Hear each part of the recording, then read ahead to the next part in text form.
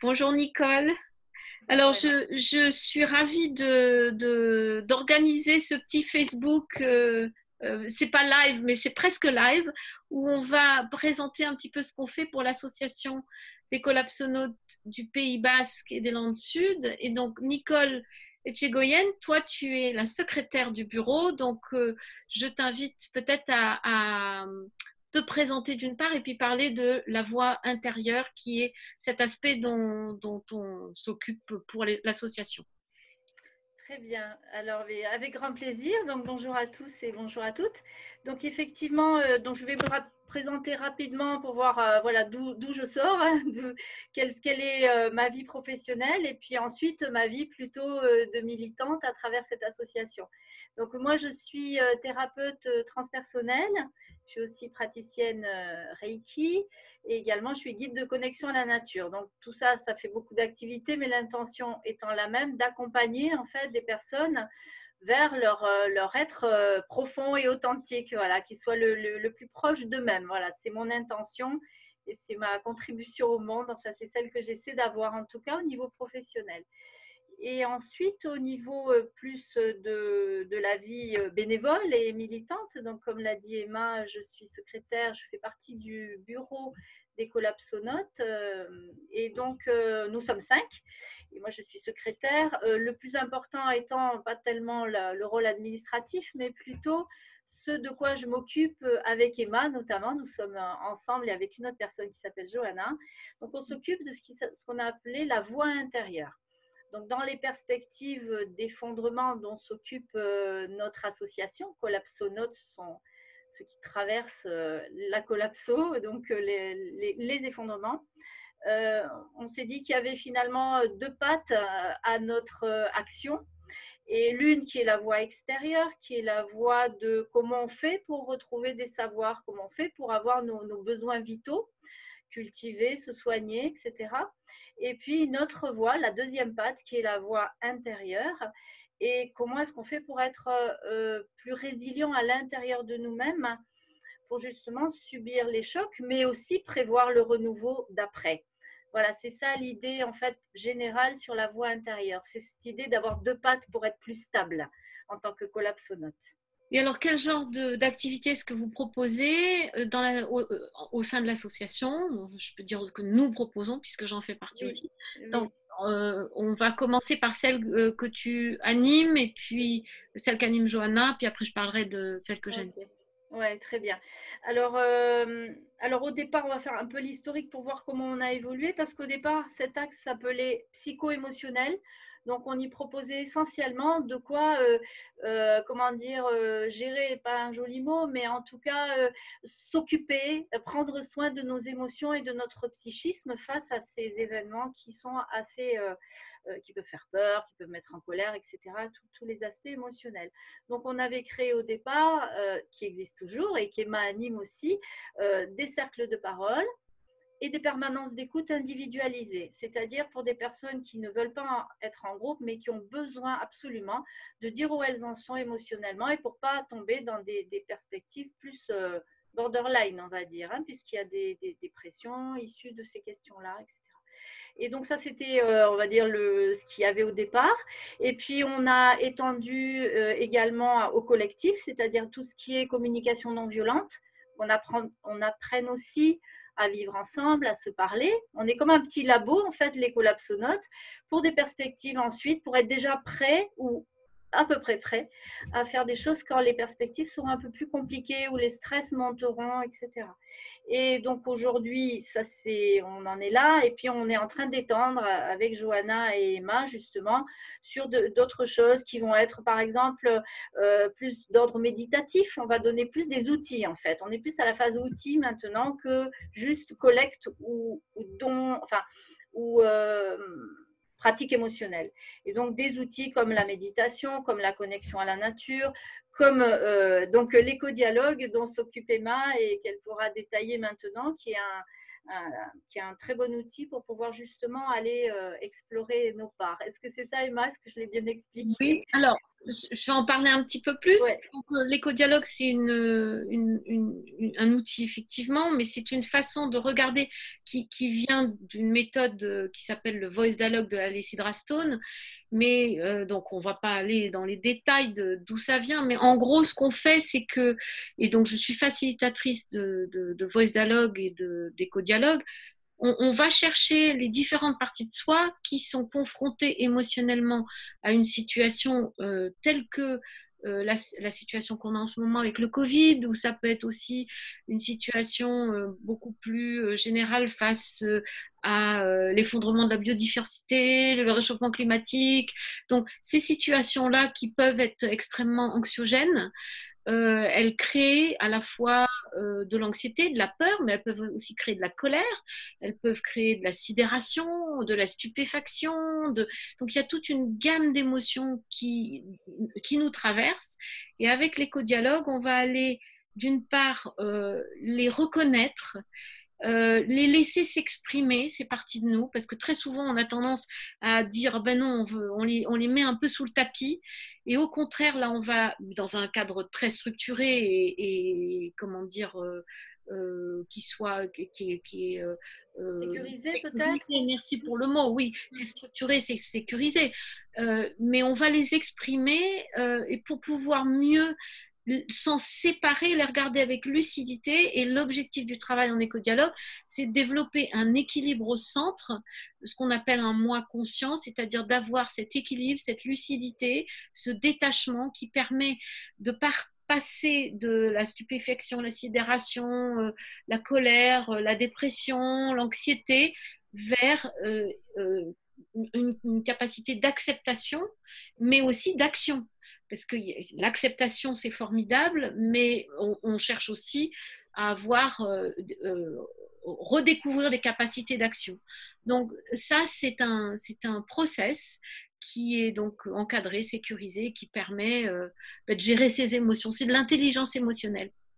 Et donc, dans le cadre de l'association, il y a des ateliers, donc les cercles de parole dont tu parlais. Et puis là, jeudi, donc ce sera le 7 mai à 14h30, il y aura un atelier gratuit, en visio évidemment, puisqu'on est confiné.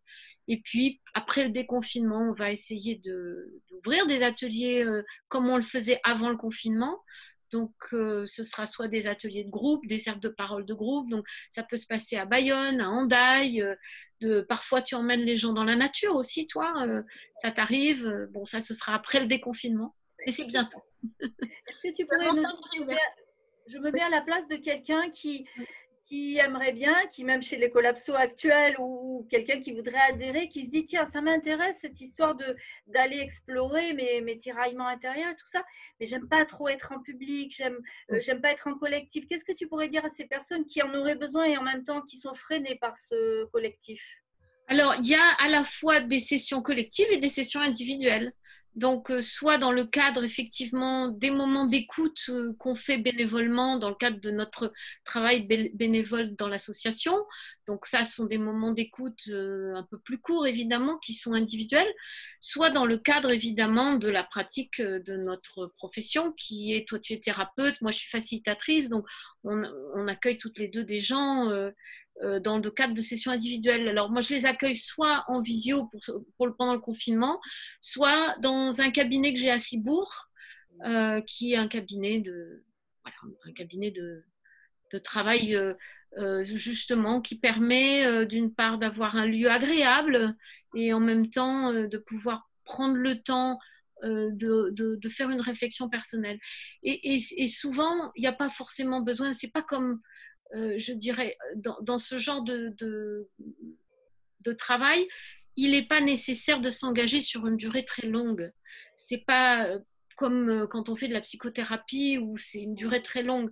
Là, ce sont des moments qui peuvent être des moments courts, sur 1, 2, 3 séances, 6 séances. C'est pas forcément quelque chose de c'est pas une analyse. Voilà, c'est essayer de se sentir mieux, d'avoir des outils pour reprendre le contrôle de ses émotions. Et Est-ce que tu aurais un intérêt quand même, malgré tout, pour des personnes qui seraient vraiment, qui aimeraient mais qui n'osent pas, quel intérêt justement de le faire en groupe aussi? Parce qu'il y a certainement un plus aussi. oui, Ou alors autre chose. Merci de poser cette question. En groupe, alors en groupe, ce qui est bien, c'est qu'il y a une sorte d'écoute, de co-écoute, et donc très souvent, moi je travaille beaucoup avec les acteurs, parce qu'au départ, mon parcours, c'est d'essayer de travailler l'agilité émotionnelle, donc je coach les acteurs qui sont des gens qui travaillent l'émotion de façon professionnelle, et donc ce travail de groupe fait que quand on voit l'autre, il y a une résonance, on entend, on se reconnaît, et souvent ça nous fait avancer nous-mêmes aussi, rien que de s'identifier à l'autre, de l'entendre, de voir que l'autre aussi a les mêmes problématiques, les mêmes vulnérabilités, les mêmes colères, etc. Donc ça, il y a une émulation de groupe, et puis c'est créateur de liens.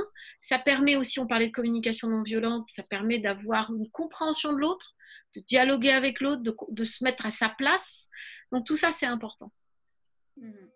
Ok, c'est vrai que c'est tout l'intérêt de notre association, effectivement. C'est ce qu'on essaie de développer.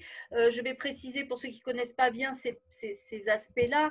Nous, on est une association donc, qui traitons de la collapsologie et qui essayons de se préparer.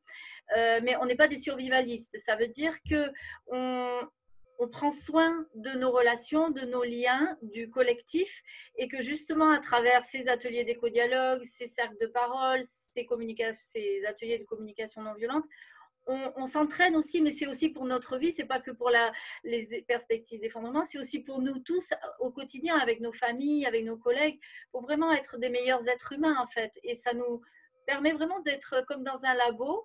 Et c'est vrai que c'est notre intention d'être toujours au plus près du collectif, tout en gardant notre liberté individuelle. C'est ça un peu qui n'est pas facile, hein, c'est bien hein, dans les familles ou dans les équipes de travail, c'est toujours ce qui se pose hein, entre le groupe et l'individu.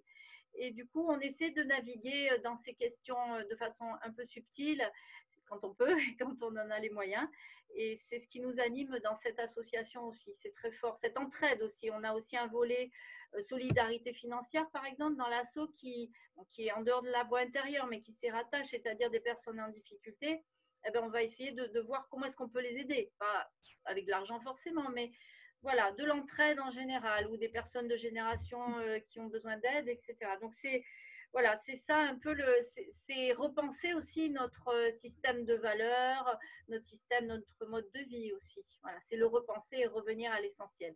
Ce que le confinement nous propose magnifiquement, hein, c'est ça aussi. Absolument, absolument. Ce petit virus, il nous a demandé de repenser notre rapport à la nature, nos rapports aux autres personnes, je dirais aussi notre rapport au temps, notre rapport au travail, notre rapport à la famille. Donc tout a été remis à plat, et quelque part, c'est une belle opportunité aussi pour le monde d'après. Essayer de ne pas repartir. J'aime bien, j'ai vu des tags sur des photos disant ne retournons pas à la normale. Et je suis complètement d'accord avec ça, c'est-à-dire que ce qu'on avait avant, est-ce que c'était vraiment normal? J'en suis pas si sûre. Alors évidemment, ça n'empêche pas qu'il y a des gens qui souffrent, il y a des gens qui sont malades, il y a des gens qui souffrent aussi parce qu'ils sont au front, je pense aux soignants, et que c'est quelque chose qui a un coût terrible humain. Et je sais que tu as fait des séances d'écoute pour les soignants aussi. Ouais, Donc, je peux en parler aussi du coup parce qu'on ne sait jamais pour les personnes qui regardent Facebook et qui seraient intéressées. Hein. oui, Je propose bon là c'est totalement bénévole aussi, c'est pour vraiment venir en solidarité des soignants ou des personnels médico-sociaux en général. Hein. Ce n'est pas forcément des gens qui soignent en direct, mais qui sont dans ces structures-là et qui doivent être auprès des plus vulnérables. Et donc j'organise un peu sur le modèle des cercles de parole que l'on a chez les collapsonautes, des cercles de soignants accompagnants. Et donc, le principe, il est que les soignants puissent aussi, comment je vais dire ça, puissent aussi s'occuper d'eux-mêmes. Parce que le soignant ou l'accompagnant, il est souvent tourné vers l'autre. C'est un réflexe d'empathie qui est très fréquent, mais souvent un oubli aussi de soi. Et donc, ça, je l'ai constaté avec des personnes autour de moi. Proches ou moins proches, et je me suis dit tiens ça peut être peut-être, donc j'organise des cercles de parole, voilà, pas plus de 5 personnes, 5-6 maxi, et c'est à peu près tous les 15 jours, voilà, donc si vous êtes intéressé vous pouvez passer peut-être par le messenger de Facebook, on laissera nos coordonnées peut-être, mais Emma, je sais pas comment ça il y aura les coordonnées sur la vidéo dans le message. Donc ça, soyez les bienvenus parce que c'est aussi important qu'on recrée du lien aussi entre les personnes confinées et celles qui sont dehors. Enfin, c'est toujours l'idée du lien. Et ce que je voulais dire aussi par rapport à ma pratique, j'aime bien faire des ponts entre les différents niveaux de l'être humain, du collectif à l'individuel et des différents publics aussi, parce qu'on n'est pas tous dans les mêmes cases, hein, je le dis un peu de façon ironique. Et du coup, moi, mon propos, que ce soit dans mon activité pro, dans mon activité bénévole, dans ce que je propose dans mon activité personnelle, ce que j'essaie de faire, c'est de tendre vers la liberté de l'être, hein, c'est-à-dire d'accompagner des gens pour qu'ils retrouvent leur liberté d'être sans leur conditionnement du subconscient, des blessures, etc. Ça, c'est mon travail de thérapeute, qui retrouvent le besoin de nature qui est profond en eux, et donc où est la vie en eux et où elle est reconnecter un peu les vibrations de vie en nous, donc cette liberté d'être, et puis voilà, faire des ponts entre, comme je disais tout à l'heure, entre comment on est soi individu et comment on est soi dans le groupe, en se perdant pas, mais tout en étant en lien. Voilà, c'est complexe, hein, mais c'est ce qui m'anime, c'est ce qui me passionne dans la vie. C'est pour ça que j'ai choisi ce métier et que voilà, que je propose ça aussi parce que c'est des choses vraiment importantes. Et dans le confinement, je trouve qu'on a vraiment, comme disait Emma, une bonne occasion d'aller nous explorer, mais nous explorer vraiment dans le côté aventurier. Soyons aventuriers à l'intérieur de nous, comme on a des énigmes à l'intérieur, on a, comme disait Emma, elle explore les tiraillements internes, les choses comme ça. Allons explorer qui on est au fond, comme une aventure. Voilà. Et je trouve que le confinement nous donne aussi cette capacité, cette possibilité. Pas tout le monde, il y a ceux qui sont au front, je suis d'accord. Mais il y a aussi tous les autres qui peuvent le faire. Et voilà, donc c'est ça le propos qui m'anime. Ben, formidable, Nicole. Et moi, je terminerai notre petit entretien en disant que bon, on est confronté donc à ce moment historique. Hein, c'est un moment historique qui n'a jamais eu lieu dans l'histoire de l'humanité. Jamais la planète entière n'a été stoppée comme elle a été stoppée. Et donc, ce moment où tout s'arrête, le temps s'est arrêté, l'activité humaine s'est arrêtée, tout s'est arrêté.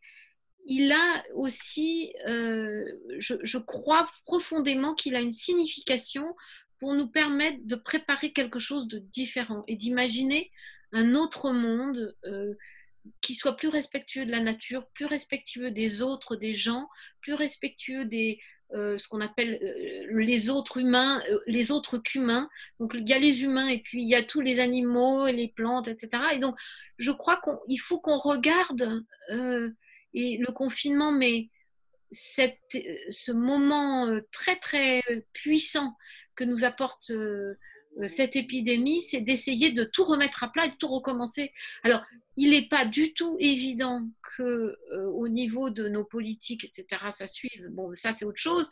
Mais si intérieurement, moi je crois beaucoup aussi au fait que si chacun change intérieurement et essaie de comprendre l'autre, de dialoguer avec l'autre, de se mettre à sa place, qu'on peut arriver à créer quelque chose qui soit différent de cette compétition néolibérale qui nous anime depuis la dernière guerre. Et ça, j'espère, moi c'est ça qui m'anime, qu'en travaillant sur les émotions des gens, sur le dialogue à l'intérieur de soi et avec l'autre, on peut essayer de créer quelque chose qui soit un peu meilleur pour nos enfants. Et voilà, donc c'est un énorme programme, mais on fait notre petite part. Voilà. Juste rajouter à ce que tu dis sur c'est quelque chose qui me touche aussi beaucoup, c'est le fait que dans les langues européennes, on a créé un mot qui s'appelle nature. Oui. Il y a des tas d'autres langues dans le monde et la plupart, d'ailleurs, la majorité n'ont pas de mots. Pourquoi? Parce que ces peuples sont à l'intérieur. On ne nomme pas ce dans quoi on est. On nomme ce qui est à l'extérieur de nous. Et vraiment, à tout niveau, on peut vraiment réfléchir chacun, tiens, mais comment ça se fait que je me sens à l'extérieur de l'autre, comment que l'autre est différent, que la nature est à l'extérieur de moi, etc. Et vraiment de retrouver un peu le sens en fait, de cette vie et le sens de l'unité qu'on est tous vis-à-vis des autres, comme tu dis, de la nature, de soi-même et du sens qu'on accorde à ce qu'on fait, quoi. Donc voilà, c'est ça qui me touche beaucoup. Alors, je te remercie, Nicole, de cet échange. Et puis, pour nous contacter, ça sera sous la vidéo par l'association des collapsonautes ou par Messenger sur Facebook. À bientôt. Au revoir Merci, à Emma. tous. Au revoir.